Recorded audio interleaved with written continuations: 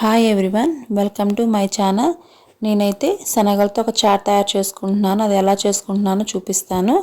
ఉడికించిన శనగలు, సన్నగా కట్ చేసి పెట్టుకున్న ఉల్లిపాయలు, తురుముకున్న క్యారెట్, కొంచెం కొత్తిమీర, వీటితో అయితే నేను శనగలు చాట్ చేసుకుంటున్నాను.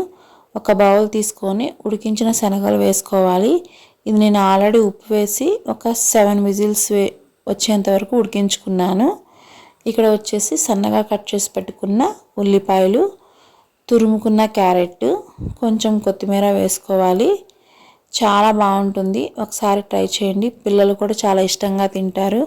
పిల్లలే కాదు, డైట్ చేసే వాళ్ళకు కూడా ఇది చాలా మంచిది, చాలా బాగుంటుంది.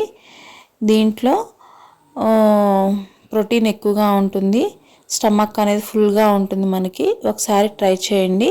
రుచికి సరిపడా ఉప్పు, రుచికి సరిపడా కారము, కొంచెం జీలకర్ర పొడి తీసుకున్నాను. నేను తీసుకొని ఇవన్నీ కలుపుకున్నాను.